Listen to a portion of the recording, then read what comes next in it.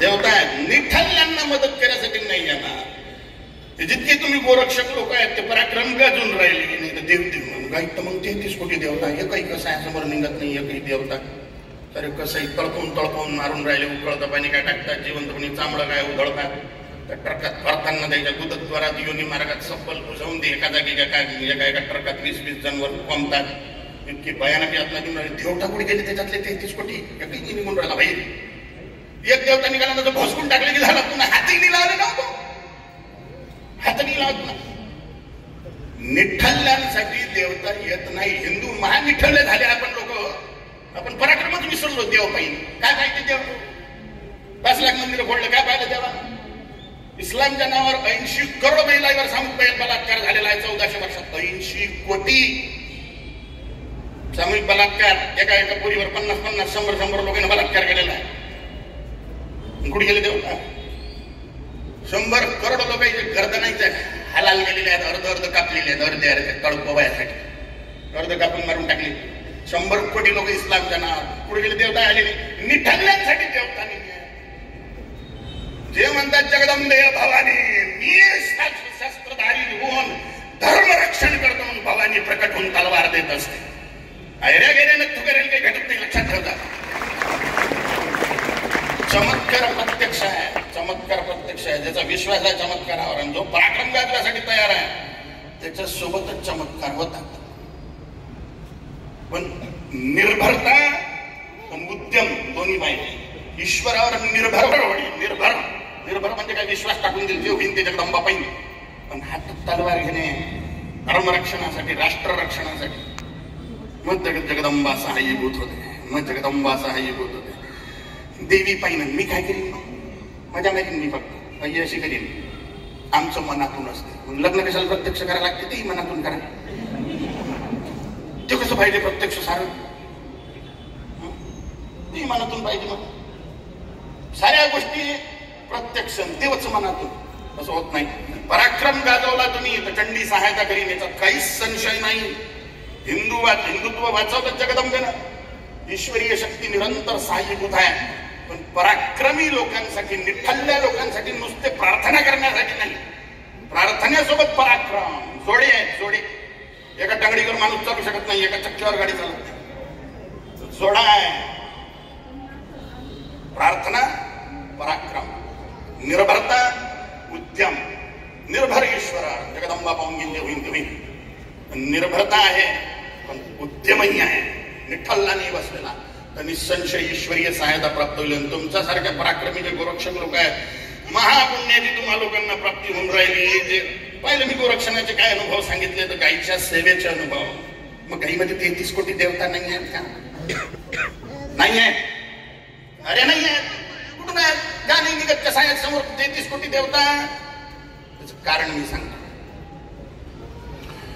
Science माहित पाहिजे. धर्माचं नुसतं धर्मधर्म बोलून काही होत नाही. बरं, धर्म म्हणजे सायन्स आहे. ईश्वराच्या प्राप्तीचं सायन्स. अध्यात्म विज्ञानम जीवनात धारयते इति धर्म.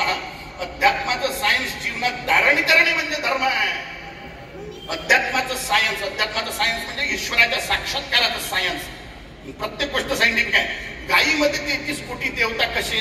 तर देवतांचा, हे नवीन विषय आहे बरं, हा एकदमच हटके विषय आहे, सापडणार नाही कुठं तुम्हाला. देवतांचा प्रमुख आहार तूप आहे, गावरान गायचं तूप. देवतांचं त्रितत्वात्मक शरीर असते. फास्ट सांगून राहिलो, सांगू हा विषय विस्तृत 15 मिनिटं लागतात. विषय विस्तृत तुम्हाला भूक लागलेली अशी. देवतांचं शरीर 3 तत्वांचं आहे, मनुष्यांचं 5 तत्वाचं आहे. देवतांच्या शरीरांमध्ये आकाश तत्व, वायू तत्व, अग्नितत्व हे 3च तत्व आहे. जलतत्व, पृथ्वी तत्व देवतांच्या शरीरात नसते. म्हणून 56 भोग जरी देवतांसमोर लावले तरी एक लड्डूही गायब होणार नाही. दुसऱ्या दिवशी आपणच खाऊ.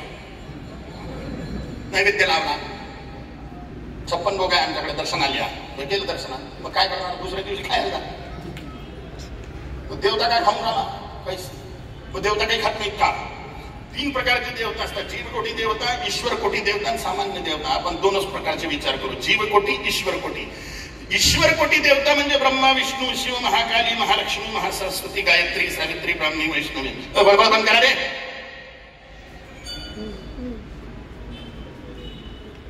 हे जे देवता आहे ईश्वर कोटी देवता, ह्यांना जेवणाची काही गरज नाही. पण जीवकोटी देवता जे आहेत, ईश्वर कोटी देवतांना खाण्यापिण्याची काही गरज नाही. जीवकोटी देवता स्वर्गात राहतात. स्वर्ग नावाचा लोक आहे, तिथं राहतात आणि त्यांना खाण्याची गरज पडत. भगवद्गीता कोण कोण वाचली तुमच्यापैकी? एक दोन लोक वाटली. किती जणी वाटली? भरपूर लोकांना वाटली. वाटणारे वाचत नाहीत म्हणतात, वाटतातच फक्त. पण असं काही नाही, तुम्ही वाचा की. तुम्हाला हे नवणे बिनवणे माझ्या उद्देश नाही बरं. मी जळान छोटा माणूस, मीनच नाही वाचत, मला वाचता शकते. मी ऐकतो, गुरु लोकांचं ज्ञान ऐकतो. सायन्स आहे माझ्याविषयी. देवतांचं 3 तत्वांचं शरीर, त्यांना जेवणाची आवश्यकता असते. जेवणाची आवश्यकता आहे, देवतांना नाही. देवतांसमोर 56 भोग लावा, एक लड्डू गायब नहीं हमारा भाई. मग देवतांना जेव कसं घाला? प्रजापिता ब्रह्माजीने सृष्टी की रचना करी. ब्रह्मदेवानं सृष्टी बनवली आणि त्याच्यात चराचर जगत बनवलं. चर म्हणजे चालणार, अचर म्हणजे स्थिर. त्याच्यात मनुष्य, यक्ष, गंधर्व, किन्नर, नाग, देवता, राक्षस, असुर, पिशाच, भूत, प्रेत, डाकिनी, शाकिनी, हडळणी, सुडेला, हे सगळीच्या सगळी सृष्टी बनवली ब्रह्माजीने. हे सगळे जीव.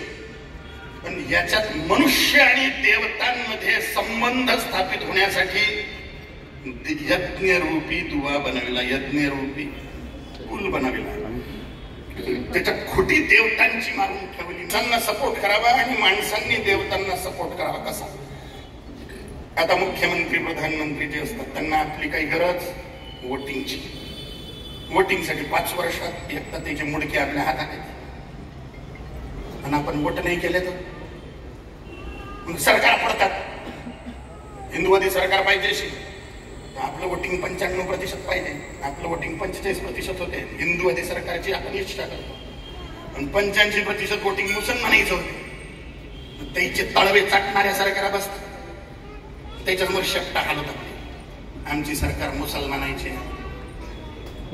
अशी खोटी राजनेता लोक आहेत. आपण त्याच्यावर निर्भर झालो. आमच्यासाठी काही करा साहेब, आमच्यासाठी काही करा साहेब. समजून आले? तसं देवतां माणसांची खोटी एकमेकात फसलेली आहे. ब्रह्मदेवानं फसवली. मनुष्य जेव्हा होम हवन करतात तेव्हा देवतांना आहार प्राप्त होते. देवतांना ऍडमिनिस्ट्रेशन चालवतात भूलोकाचं. ते कसं चालवतात? इथं एक सायंटिफिक गोष्ट सांगून राहिलो. इथं बाजूला चंद्र भगवान आहे.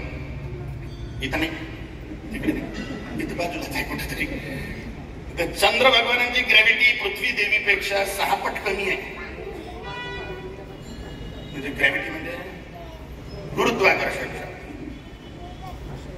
गुरुत्वाकर्षण शक्ती 6 पट कमी आहे पृथ्वी देवीपेक्षा. आणि पृथ्वी देवीची गुरुत्वाकर्षण शक्ती चंद्र भगवानांपेक्षा 6 पट जास्त आहे. पण वैज्ञानिक लोक म्हणतात त्या चंद्रावर मोठे मोठे उल्कापात अजूनही होतात.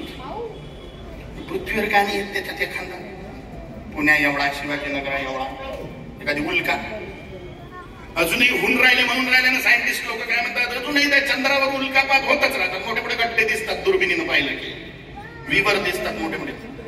म्हणजे पृथ्वीवर का नाही येत? एक लोणार मध्ये आलं होतं तिथं. अजूनही सायंटिस्ट लोक ते पाहायला जातात कसा आलता, केवढा मोठा उल्का आलती. बाजूला धपाधप चालू आहे गारपीट. आपल्याकडे नाही येऊन राहिलं. कोण रक्षण करून राहिलं? ग्रॅव्हिटी तर आपल्यापेक्षा जास्त कमी आहे चंद्राची.